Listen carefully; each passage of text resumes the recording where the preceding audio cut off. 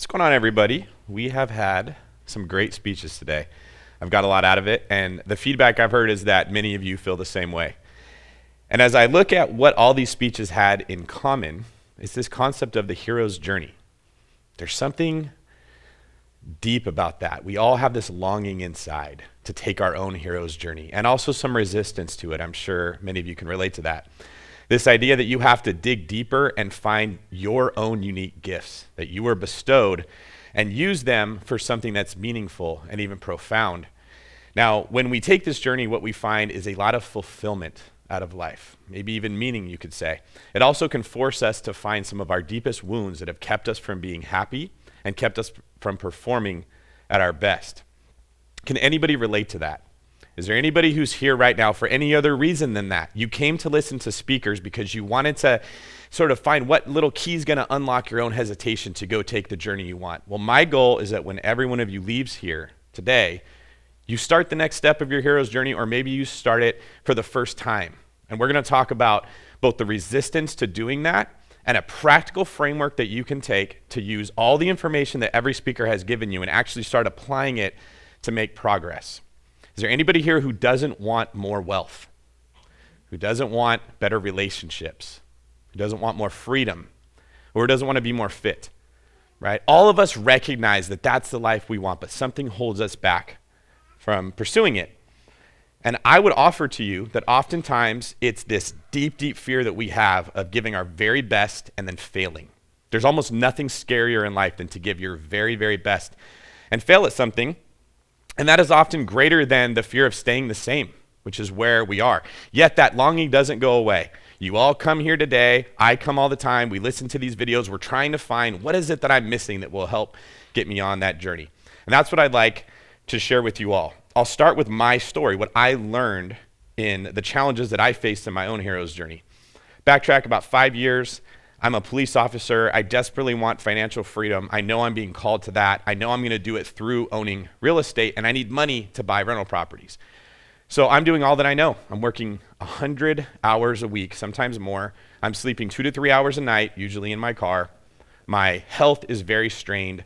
My quality of life is very strained. My relationships are strained to the point that I've just lost contact with some family members and friends because all I'm doing is working. Now, I had some deep wounds in my own life that caused that to happen. My dad passed away. We didn't have a good relationship. I avoided dealing with that by just throwing myself into work. And I'm sure many of you here can relate to throwing yourself into something to avoid pain. And I knew that I needed to do something different, and I could actually feel what I thought was God telling me you need to go be a real estate agent. And I was afraid that I didn't have what it took. So I kept doing the same things that I knew were not working, but at least it was progress in some direction. And I'm sure many of you can relate to that same feeling. This isn't what's best, but it's better than nothing. And the pain of staying the same was growing and growing and growing because I was just putting off walking through that door and starting the hero's journey. Now, looking back, I can see that what I was missing, what I was lacking, was confidence to take that journey. And I'm going to use the framework of skills that were lacking. I needed skills, just like a frustrated Napoleon Dynamite. I felt like I don't have any skills. And so I just stayed in the same boat. Right? And when looking back, I've seen there's actually a method, there's a framework to building skills. There's like a science to it. It doesn't have to be a mystery that you just hope that at some point eventually you figure it out. And that's what we're going to talk about today. It's the skill of how to do anything. Now, this is skill-based, okay? I can't teach you how to fly, and I can't make you play in the NBA if you don't have those level of skills, but I just might be able to turn you into the general manager of an NBA team if you follow its progress. Now let's talk about the way that we actually build skills. A lot of people think it's linear, meaning I put in this much effort or time and I get this much result. And in my opinion, that kind of thinking comes from the W-2 world where you get paid an hourly wage.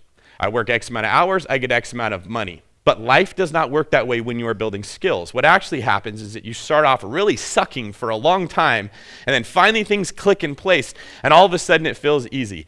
And anyone who's had any measure of success with anything knows what that feeling is like, okay? The point where you start to do well is what we call the inflection point. Now I'm going to break down just what the process of building skills looks like so you have some context to understand the rest of my speech.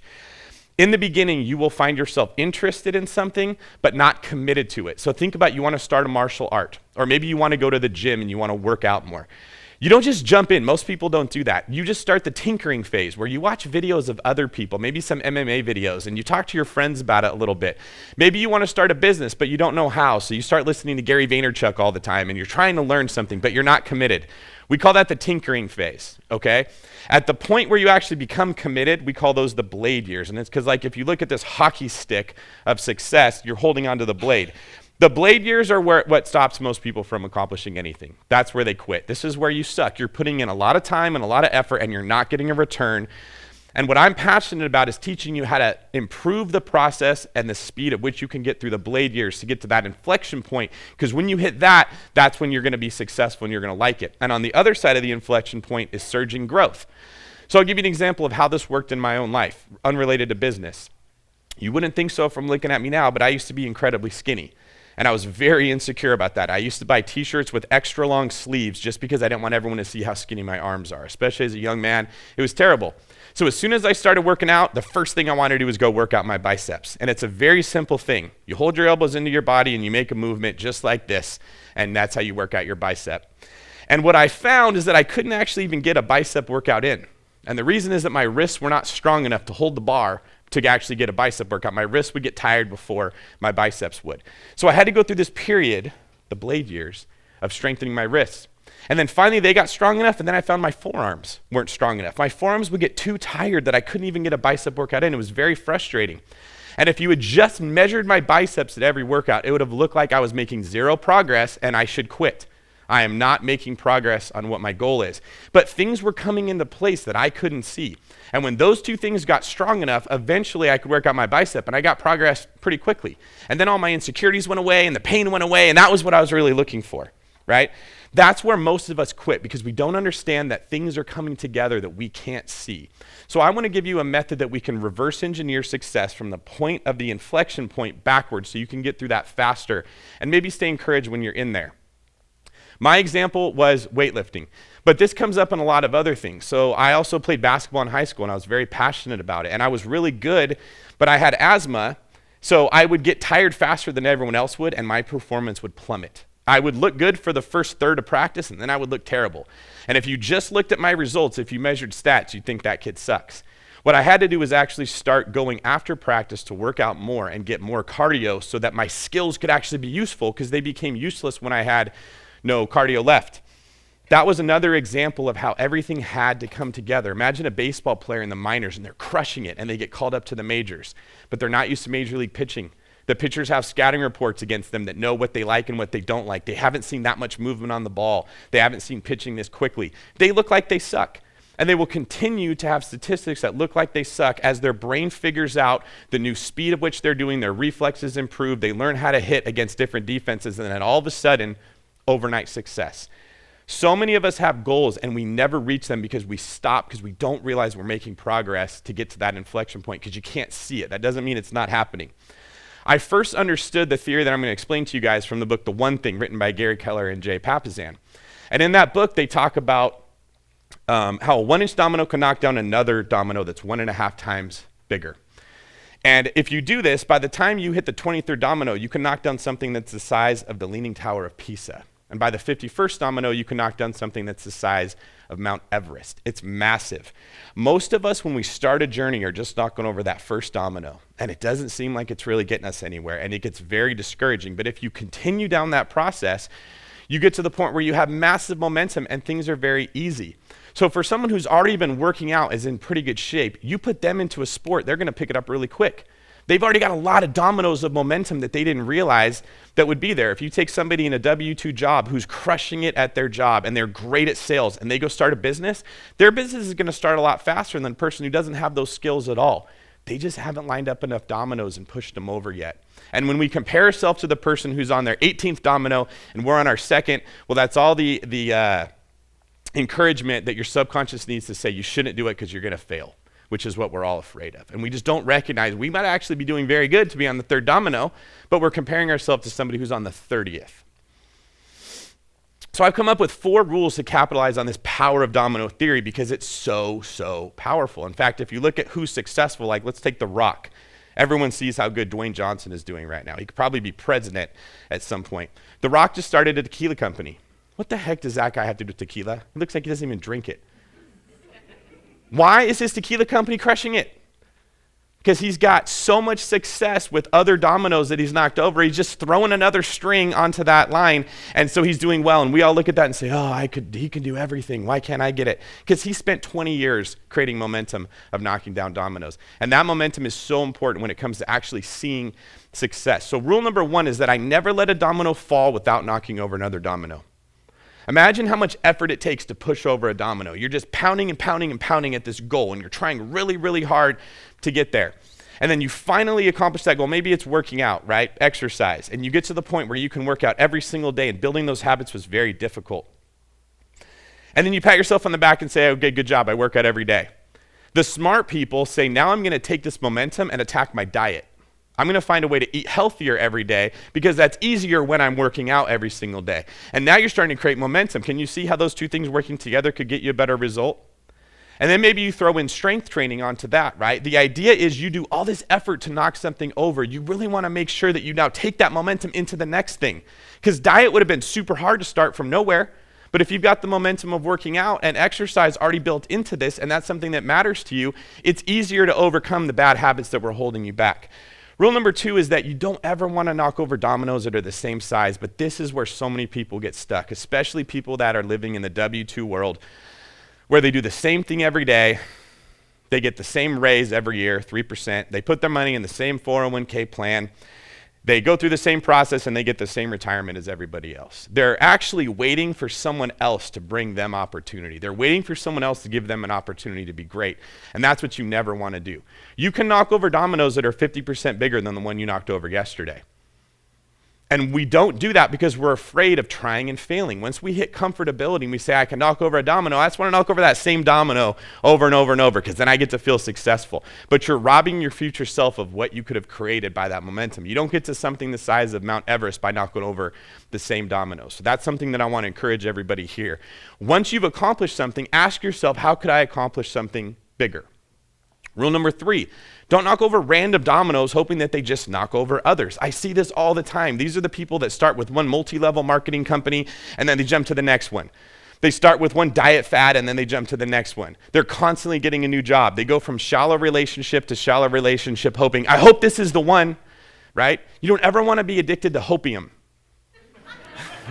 The minute you catch yourself thinking, I hope, you've already messed up. You shouldn't be hoping, right? You want to purposely pursue the goals that matter to you and become the kind of person that you would need to do to knock over that domino. So don't get caught up thinking you're making progress just because you're spending effort and you're knocking over random dominoes, hoping that they chain into other ones. What you want to do instead is rule number 4. Work backwards from your end goal and set the dominoes up from there to where you are now. You're purposeful about it. Okay? I knew at one point I wanted to own a mortgage company. I'm a real estate agent. I have a real estate team. I'm actually a real estate broker now. But before I thought I could generate enough revenue to make that company profitable, which I would need to hire all the people and own the space and all the other pieces that were there, I needed enough clients coming in from my real estate team to support it. That makes sense, right? So I had all these dominoes lined up of what it would take. I knew the pieces we would need. I put them in place, and then I started pushing on the first domino, and I got a lot of clients, and then that provided opportunity for the mortgage loan officers, and then they could provide leads back to those clients, and then I rented a space, and now I had a training area where I can improve what everybody did. And then I hired a manager, and then I put pieces in place of what I expected of everybody. It was very systematic. So my energy wasn't wasted. I pushed over a domino, which made the next domino easier, which made the next domino easier. And this sounds simple, but it's incredibly profound when it comes to actually being successful in anything. If you know you want to have bigger biceps, you have to understand that means my forearms and my wrists are going to have to get stronger before I can get there. If you know you want to be in a more meaningful relationship, you know that means you need to work on certain parts of yourself that are selfish, that stop you from getting there. The hero's journey is all about that effort. You can't just say, oh, I just want to be that person right now. You spent years building bad habits. It's going to take some significant effort to get through them, but you at least want to know what direction you're going in. No one's going to give you the life you want. We have to really reverse engineer what that looks like. Now, my next piece of advice is very simple. You're the first domino. And this is a mistake I see a lot of people make all the time. They're looking for an opportunity that works for who they are right now. And that's why they jump from one opportunity to the next, because they're trying to find this magic pill that would say, ooh, this works for where I am. My advice is that we change ourselves to match the opportunity that's in front of us, okay? You want to have better results in a sport, you change your body. You don't just look for a sport that you can have a bad body and be successful in, right? Who you are will have a much bigger impact on how successful you are in your hero's journey than everything else. Number 2 is, what skills do I need to knock over that domino, right? When we're discouraged, it's often because we don't believe we have the skills that are needed. But what I'm trying to show you is there is a systematic way that you can build skills. That's what that whole hockey stick graph was about. Number 3, what resources would I need to knock over that domino? There's people that are pushing and pushing and pushing on dominoes for years and they're not getting anywhere. And then one person shows up with a lever and pops it right over. Or shows them maybe they're pushing on the wrong area. That's where things like gaining knowledge and getting around other people who are successful in your world will really work, is there's resources you're lacking that would make your endeavors and your effort much more likely to be successful. And then finally, who can help me knock over that domino? So many of us are afraid to let anybody in on our hero's journey because we don't want to be exposed as the fraud. Can anybody relate to that? That we don't align ourselves with other people that could push dominoes over super, super easy. And I found the more that I get over my fear of looking like a fraud, or the more I get over my fear of failing, the more I talk about what I have going on, and then the universe just sort of presents those people that I needed in my life to help me accomplish that. So that's another piece. Is part of the hero's journey is being vulnerable and not making it look like you got it all together. Nobody is drawn to the person who looks like they have it all together. They don't go offer to help that person. Okay? When I see somebody in trouble and it's a big, strong guy, looks like he can take care of himself, I'm just going to kind of let him do his thing. If I see someone who's scared, that brings out the protective side of me and makes me want to jump in and help that person. But I need to see the vulnerability in order to get there. And the last thing I want to leave you with is that there is no substitute for hard work. When we have a noble goal, the hero's journey, it's going to require us to dig deep inside of ourselves and find the best of us. And at the same time, it's going to require us to try to heal some of the wounds that stopped us from being the best. That's not easy. That's why most people don't do it. That's why we're all here trying to learn, because we inherently recognize this will not be easy.